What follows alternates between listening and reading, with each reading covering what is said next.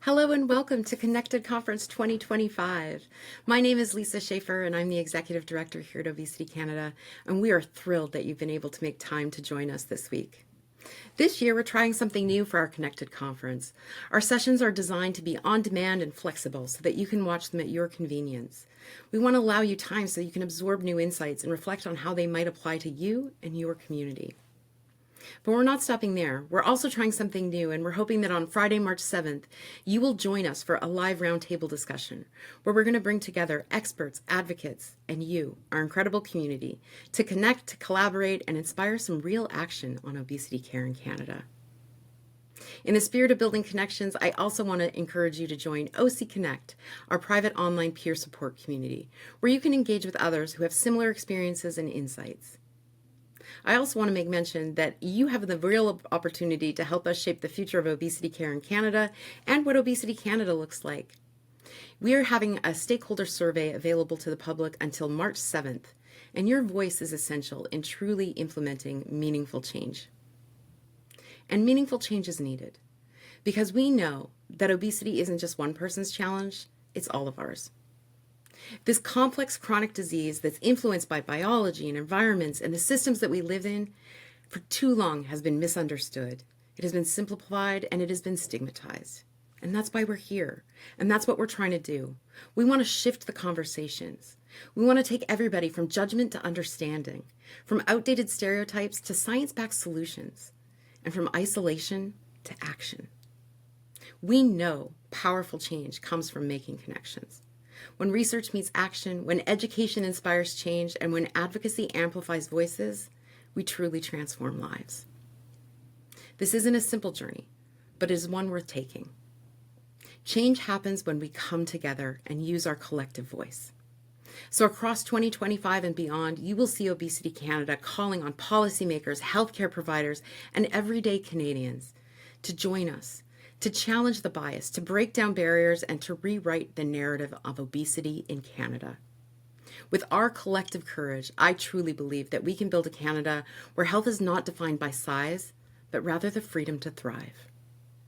These are important conversations, and again, we are thrilled that you are here to join us. I also want to thank our generous sponsors who have made the event possible this year, but really, thank you for being part of Connected 2025, and thank you for believing that better is possible. Let's go make this amazing. Hello, and welcome to Obesity Canada's annual public virtual conference, Connected 2025.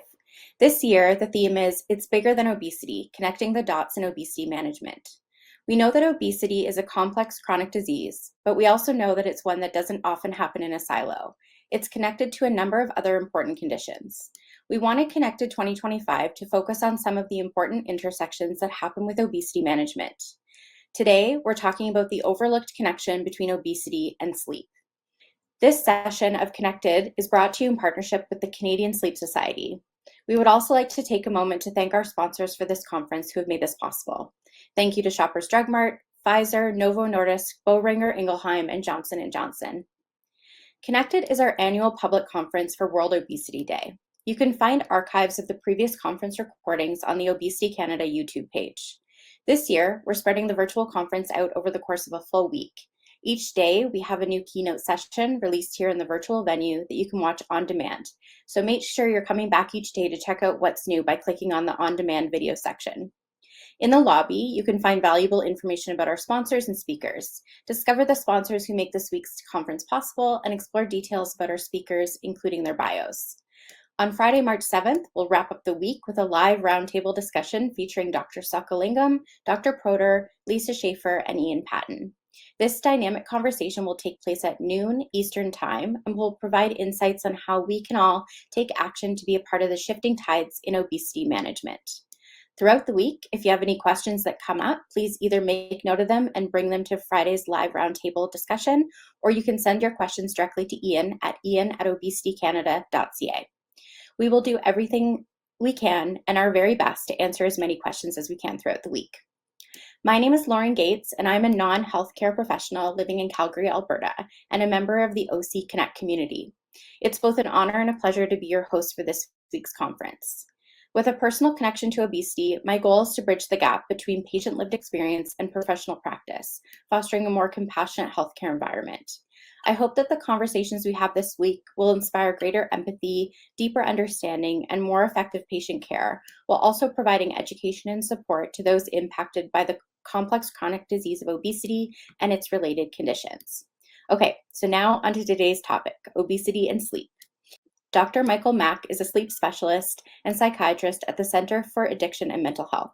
With a background in psychiatry and sleep medicine from Queen's University and Western University, he is passionate about the connection between mental health and sleep disorders. Dr. Mack is an assistant professor of psychiatry at the University of Toronto and plays a key role in medical education, serving on committees for the Canadian Psychiatric Association and the American Academy of Sleep Medicine.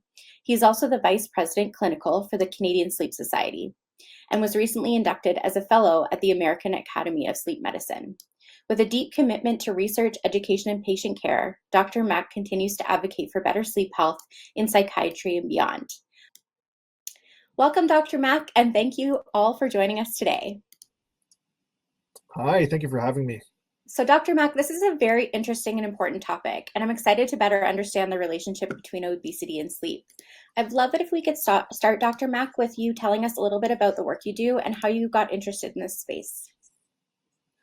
Yeah, so as you mentioned, I see patients with mental health challenges at the Center for Addiction and Mental Health, and my outpatient practice, where I see patients in clinic, is in the domain of sleep disorders. So I see people with a variety of sleep issues, ranging from insomnia, restless legs, to sleep apnea. So it's a very fun time. And what made you interested in the field? One of my earliest teachers in clerkship, that's the time when medical students switch from book learning to real life clinical work. One of my first supervisors in that period of time was a sleep doctor, and they introduced me to sleep medicine, and I couldn't believe my eyes. We're talking to people about their sleep, which is a personal hobby of mine. I like to enjoy a good sleep myself, and to improve other people's health by improving their sleep quality. Sign me up. Awesome. So sleep is something that many of us take for granted. We know it's important, but it's also something that we often don't talk about in the context of healthcare and chronic disease management. Can you talk a little bit about sleep medicine and what are some of the major issues related to sleep that you see, and what does the public need to know about sleep and sleep medicine? Yeah, good quality sleep and sleep health is a pillar of health that's right up there with regular exercise and a good diet. It really ties together those other two factors. We know that sleep is crucial to growth, so that's why young babies, newborns sleep so much. We know that it's involved with learning and memory consolidation. So it's also the time when our body and our mind, our brain, is being repaired. After going through the course of your day. So having good sleep is crucial to almost all functions of the body and mind. Sleep medicine is sort of a relatively new branch of medicine. Didn't really come into its own until the early 1960s. So I think there's growing awareness that sleep health ties into almost all other aspects of one's life. And certainly we see a significant overlap between sleep medicine and obesity. Interesting. Can you talk a little bit about that intersection between obesity and sleep? For example, how are these two conditions related, and how common are you seeing that intersection appearing in your practice? Yeah, that intersection is substantial. So first off, I think if you ask a random stranger on the street, what their understanding of sleep medicine is, they're going to tell you that they know somebody that snores, and snoring is associated with a sleep condition called sleep apnea, where the airways leading to your lungs can collapse and close, which lead to health concerns, cardiovascular ones, brain problems. We know that obesity and overweight are also associated with insomnia disorder, where a person has problems falling asleep and staying asleep. In general, greater levels of overweight and obesity mean more sleep disturbances and lower sleep quality at nighttime, and also factors into other sleep conditions that we can talk about. Interesting. So, like you mentioned, sleep apnea, it's a very common sleep issue that we hear about in the Obesity Canada community. Can you talk a little bit about what are some of the signs and symptoms of sleep apnea, and how does obesity play a role in it? So, for example, I'm also curious about how might untreated sleep apnea impact obesity? Yeah, great questions. So the definition of sleep apnea is that the airways leading to your lungs can collapse and close when you lie down to sleep at night. If that happens for more than 5 times an hour, then it confers health concerns, health challenges. So things like daytime sleepiness, greater risk of high blood pressure, diabetes, heart attack, stroke, problems with memory and concentration, depression. So, what doesn't it affect? And the relationship is, there's great overlap with obesity for a reason. If the greater a person's weight is, the greater one's risk of having sleep apnea, and also sleep apnea that's more severe. So weight deposition can occur, essentially in the abdomen. It's also going to line the airways leading to your lungs, and also the tongue even. So these are all factors that come into play. More fat deposition in those areas means a smaller airway and an airway that's more liable to collapse. So unfortunately, overweight and obesity is associated with worse sleep apnea. Yikes. So, what are some of the symptoms that someone with sleep apnea might experience that they should be aware of to know that they need to go to a doctor to investigate further?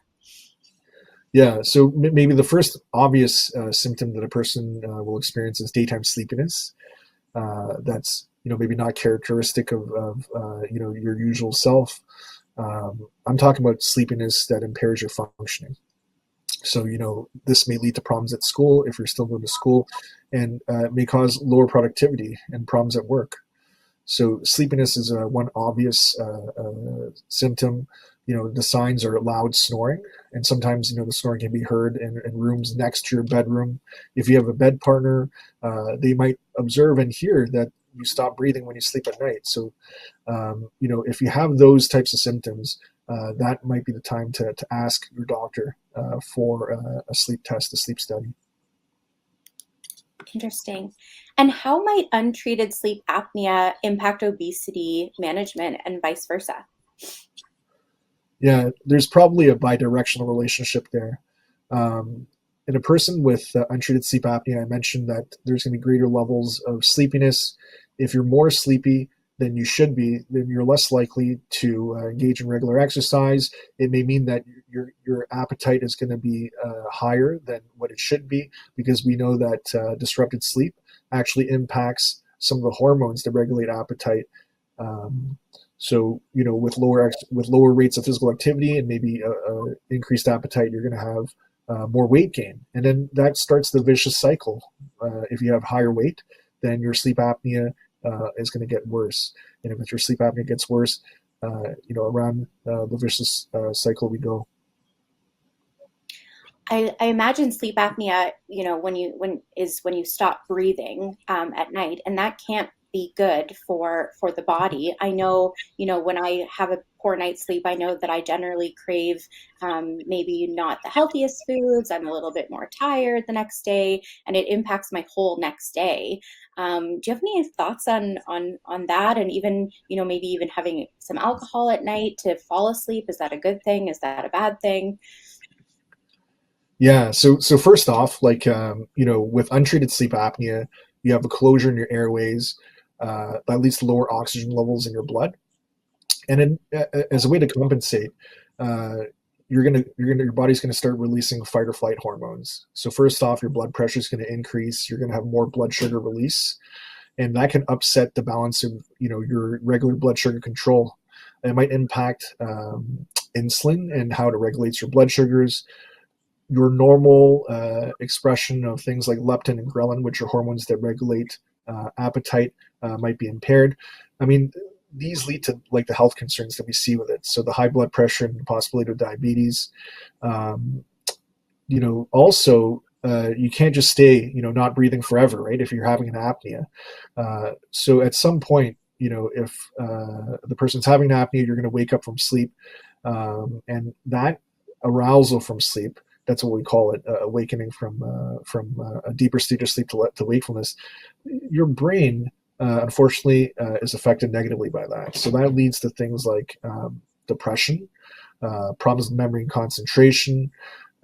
So that's that connection between untreated sleep apnea and some of the health concerns.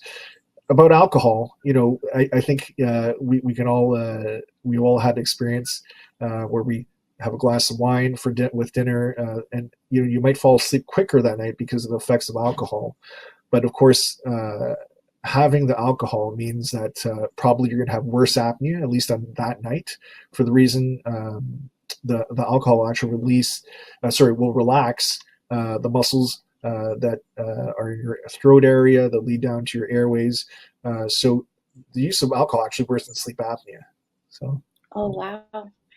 Because it does make you sleepy, but it doesn't necessarily make you fall or stay asleep for the whole night. That's for sure. That's right. Like, once your body processes the alcohol inside of your body, the person will usually wake up. So that's responsible for the 2 or 3 o'clock awakening that sometimes a person will get after having, some wine. I see. And I'm curious about, you mentioned the connection between poor sleep and depression and and some mental health concerns. Can we look at that a little bit and talk about that a little bit? Yeah, we know that a person with untreated sleep apnea is at a greater risk of depression. And in fact, if a person has sleep apnea and depression, and we treat the sleep apnea with CPAP, which is the mass treatment for it, there's evidence that can actually improve a person's mood. The reason why they're connected, again, if you have a pause in your breathing, you will have at some point have to wake up. We don't necessarily remember those awakenings or those arousals, but unfortunately, it affects our brain, causes more irritability, worsened mood, problems with memory and concentration. And we also see that with insomnia, right? If you have problems falling asleep and staying asleep, we know that that's intimately related to mental health challenges like depression. And again, the relationships are likely bi-directional. If you have worse sleep, you're going to have worse memory and mood, and vice versa. Yeah, I have so many things bouncing around in my mind right now to ask you, but it makes me wonder about the chicken or the egg. So, if you have sleep apnea, does that result in elevated weight and potentially obesity, or does the obesity and the elevated weight result in the sleep apnea? And it could be either, I imagine. What are your thoughts on that? Yeah, I mean, like I think if you talk to people with sleep apnea that goes untreated, they feel more tired and sleepy during the daytime. If you feel like that, you're less likely to engage in physical activity. You might not go to the gym, and that could lead a person to have an increased weight. When you have the increased weight, then it's going to worsen your sleep apnea if you have it. So it's that circle of problems. Mm. And I think, you're mentioning if you're waking up quite a bit and you stop breathing throughout the night, then you're not getting that deep, deep REM sleep, right? Which is sort of that filing system for your brain to help you make sense of things. And I'm sure that has an impact as well. Yeah, thanks for bringing that up. And we definitely know that in people with untreated sleep apnea, they don't get as much deep sleep or dream sleep as they should. And both types of sleep have very important functions in our daily life. So deep sleep or delta sleep or slow wave sleep is the time when the body releases the bulk of its growth hormone. It's involved with muscle and bone repair. And it's also the time when our lymphatic system is most active. So that's actually that the lymphatic system is what is responsible for shuttling away the waste products of our brain that we accumulate during the daytime. And that might have some implications in terms of dementia later on in life. So with untreated sleep apnea, you have less deep sleep. Also, we'd like to think that deep sleep is the time when we consolidate our memory for things like declarative learning, so memorizing statistics, etc. And in dream sleep, We also see a reduction of that in people with untreated sleep apnea. And we know that dream sleep is also associated with learning, more specifically procedural learning, so learning how to play a piano or a guitar or riding a bicycle. Unfortunately, both are negatively affected by untreated sleep apnea. When you're in deep sleep, our drive to breathe is not as strong as it is when we're awake, setting up the stage for the relaxation of the muscles and the airways, which cause more apnea. So the more apnea you have, you get kicked out of deep sleep. If you're dreaming, for most of us, you know, we don't act out our dreams. Our body's completely paralyzed. So as a consequence, that paralysis in dream sleep, we lose all the helper muscles that help us breathe, the ones in our neck, chest, etc. The only thing that's helping us breathe at that point is our diaphragm. So again, sleep apnea is probably worst when a person is in dream sleep, meaning that you're not going to get as much dream sleep if you have untreated sleep apnea. I mentioned that they are involved with a number of important body processes. Mm. And what is the criteria to be diagnosed with sleep apnea? Like, what is it exactly? And are there certain levels of sleep apnea, like a moderate, mild, severe, things like that? Yeah, we categorize sleep apnea as mild, moderate, and severe. I know it makes sense, right? If you stop breathing 5 times or more per hour to 15 times per hour, we call that mild sleep apnea. Moderate is if you stop breathing 15 to 30 times an hour, and severe is more than 30 times an hour that you hold your breath for at least 10 seconds or more, or some equivalent of that. So the worse your apnea is, the greater your risks of the health conditions that it causes. So worse risk of high blood pressure, diabetes, heart attack, stroke, depression, etc. And so, what are the treatment options? Well, right now we have 4 that we generally tell people. The gold standard or the best treatment is CPAP, or continuous positive airway pressure. You may have heard about this or seen this. It's a mask that people wear when they go to sleep at night, and it uses the air in your room to keep your airways open. It creates a splint out of air by pushing the air through your airways so that they don't close up. And then, as a consequence, you don't have the health issues that come with untreated sleep apnea. I mean, it works great as long as you can sleep with it on. But the problem is, not everyone can sleep with it on, and not everyone wants to. So while it remains the most effective treatment, sometimes it's hard to convince patients to go ahead with it. There's other treatments that are not CPAP, but they don't work nearly as well.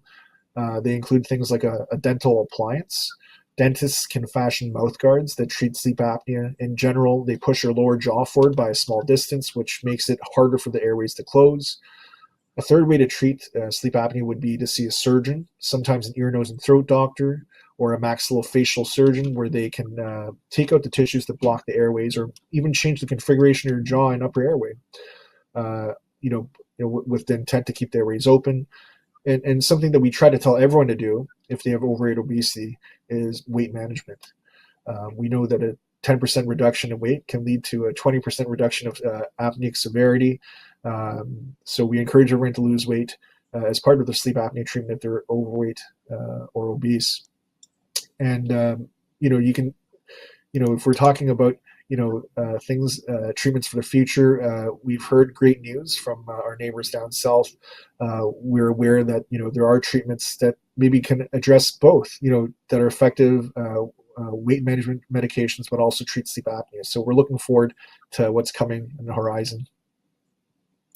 Yeah, the coordination of treatment between sleep apnea and obesity sounds like it's an important thing to consider.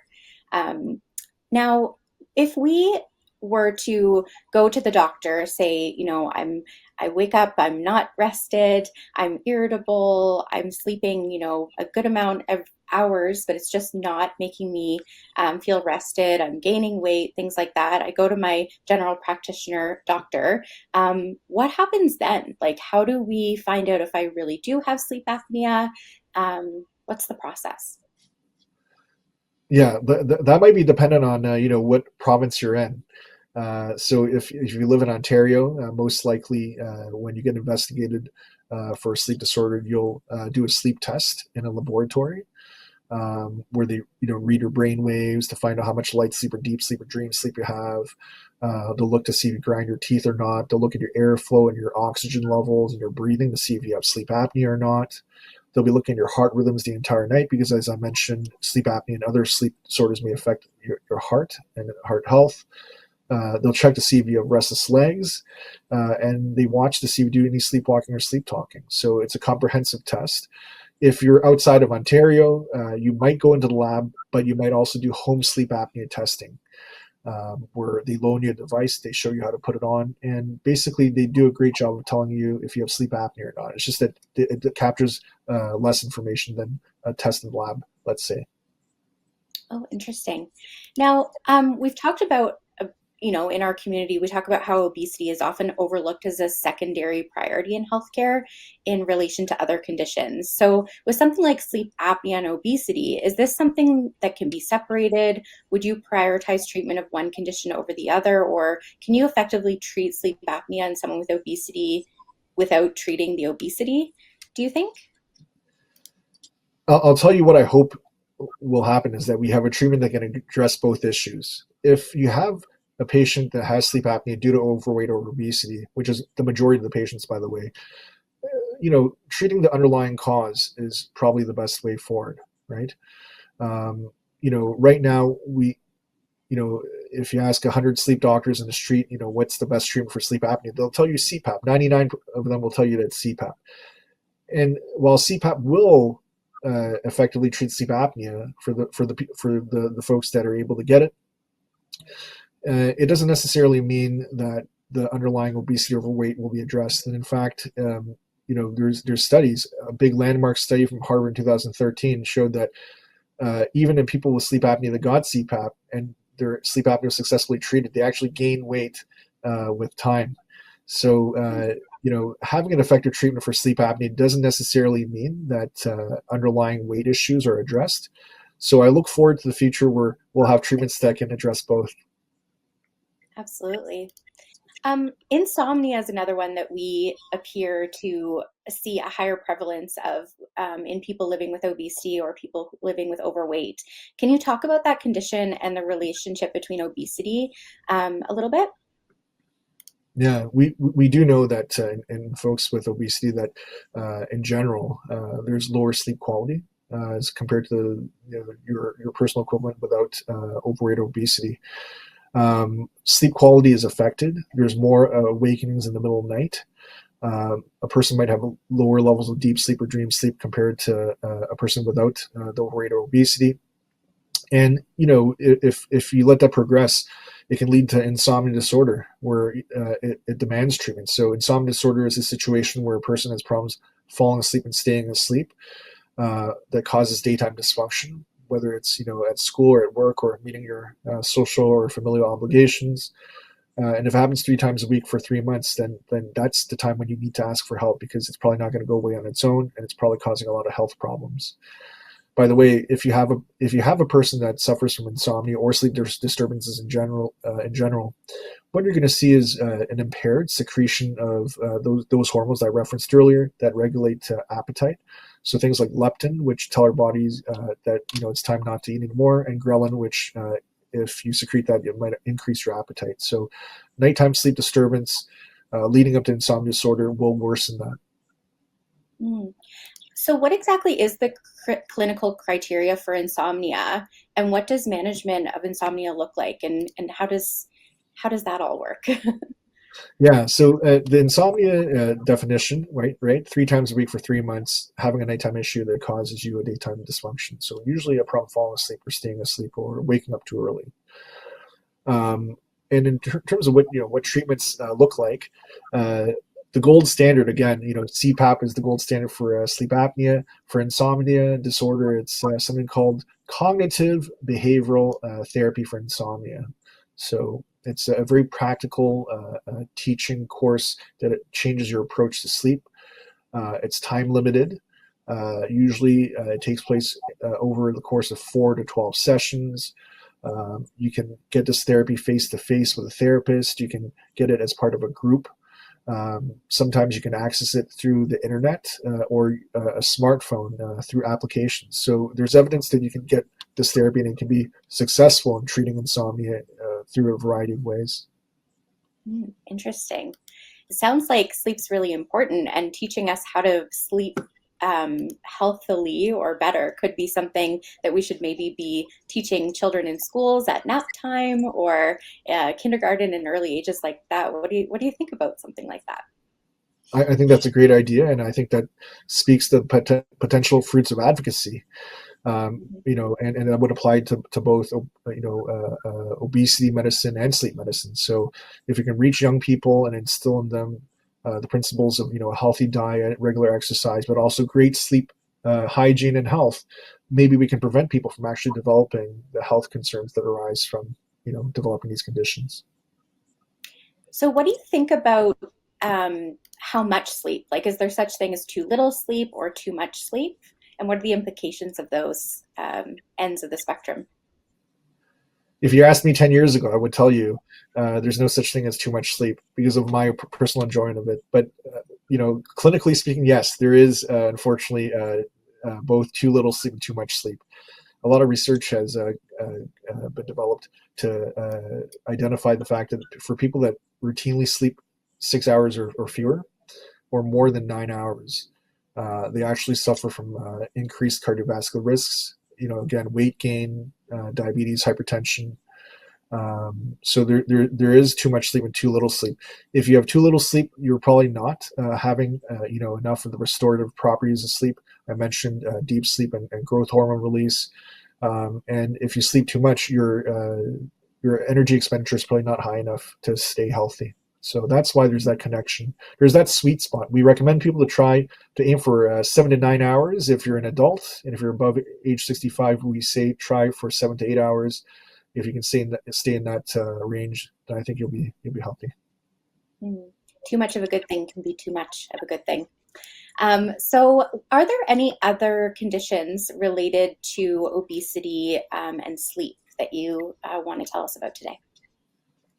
Yeah, believe it or not, obesity can be associated with a greater risk of restless leg syndrome. And for sufferers, sometimes it's unbearable. So it's characterized by an uncomfortable feeling in your legs that prevents you from sleeping. And it's generally speaking worse at nighttime. It might get better if you move your legs on purpose, and it's probably going to get worse if you try to lie still, which is what we try to do when we're sleeping. So even with increased weight, that leads to increased risk of restless leg syndrome. So another reason why people have lower sleep quality. Interesting. So if someone thinks that they might have a sleep disorder, they're, thinking, okay, I'm definitely tired during the day. I definitely have been told by my partner that I snore. I'm gaining some weight. What questions should they be asking their doctor? And what information or data could they be bringing to the appointment to support that conversation with their GP? Yeah, if you're having symptoms of snoring, I think you should record that. You want to enlist the help of any potential bed partners that might be able to tell your doctor if you stop breathing or pause your breathing at night. They'll also be able to tell if you have restless legs because you might be kicking them. They might see if you're sleepwalking and sleep talking. And if you're developing any new health conditions that are unexpected, like if you suddenly have a new diagnosis of high blood pressure or diabetes and you have the associated snoring, then these are all things that your doctor will take into consideration because you might be at a high risk of sleep apnea. So bring your bed partner, maybe keep track of how many times a week you're having sleep symptoms, and then that'll allow your primary care doctor to make a decision whether you need to do a sleep study or not. So Dr. Mack, what are your thoughts on wearable tech and the data they give on sleep? Is this useful information? Is this something we should be paying attention to? If so, how should we use this data? Yeah, these sleep and activity trackers are getting better and better with time, as with all technologies. So it wasn't always the case, but I think we can confidently say that they estimate your total sleep time pretty well. They probably overestimate the time that you're sleeping because the way that they work is that they use movement as a proxy for wake and a relative absence of sleep. And for most of us, if we're trying to fall asleep or stay asleep, we're lying pretty still. So they probably overestimate our total sleep time, but they're pretty sensitive as to when you went to bed and left your bed. And it's getting better and better all the time. What it's not good at doing, or this is evolving, and maybe one day they'll get there, is sleep staging. So I get patients, they show me their phones, and it says that they have 1% deep sleep or 2% dream sleep. I tell them not to worry, because the only way to accurately measure sleep stages is to measure your brain waves. And these devices that you wear on as a ring or on your wrist don't do that quite yet. But one day they'll get there. They'll just have to add some sort of headband part to it. Interesting. So maybe a good indication and a clue, along with other symptoms, to get things checked out, but it's not full data. It's not the most robust data like you would get in a sleep study, it sounds like. That's right. So what tips and tricks and strategies do you have for us to help us improve our sleep? I think one thing that we can all strive to do is just wake up every day at the same time. A lot of us, unfortunately, will have a different wake time from Monday to Friday to the weekend. And then that's a form of jet lag. It's what we call social jet lag, because that difference in wake time actually screws up our internal body clock. And it takes a couple of days for your internal body clock to stabilize again. It's akin to flying to Vancouver and back.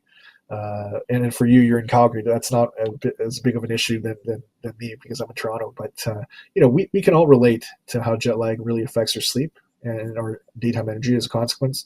So let's not do it to ourselves for no reason. If you wake up every day at the same time, Monday to Sunday, you won't give yourself that unnecessary jet lag, social jet lag.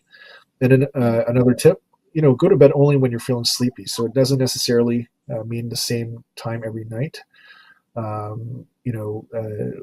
When you feel sleepy is signaled by that head nodding sensation, that signal for sleepiness. And you're going to maybe feel that earlier on days when you've done something physically or mentally strenuous, and you won't feel that as early on the days when you've just had a relaxing day. So wake up every day at the same time, but go to bed when you're feeling sleepy. And try not to nap.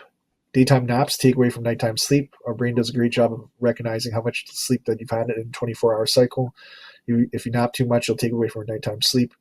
If you have to, keep them short and sweet, 20 minutes or less. 20 minutes or less. Okay. Awesome. So if you could wave your magic wand, Dr. Mack, what do you wish everyone in the world knew about sleep? That sleep health is the basis for better health in all other aspects of your life. Mental health, physical health. It ties together, good exercise and nutrition. If you have good sleep, you're probably going to live a healthier and more joyful life. Absolutely. Thank you so much, Dr. Mack, for taking the time to have this conversation today. It was super, super informative, and I really enjoyed it. Thank you so much for having me. Now, thank you also to the Canadian Sleep Society for partnering with us on this important session. A few takeaways for me from this session are sleep is super important to all aspects of our lives, from our mental to our physical to our metabolic health. We want to make sure that we're looking after our loved ones, and if we're noticing that they are having some symptoms of sleep disturbances or snoring, look out for them. Let's get our sleep checked out and make sure that we're having good sleep hygiene, because we're setting ourselves up for good health overall if we take care of our sleep. A few other things I'd like to mention is how to keep this conversation going. Join us on OC Connect. It's our online platform for those of us living with obesity or overweight, family and loved ones supporting those, healthcare practitioners in that space, or general practitioners interested in learning more. Make sure you join us on Friday for the live roundtable, and check out our website at obesitycanada.ca.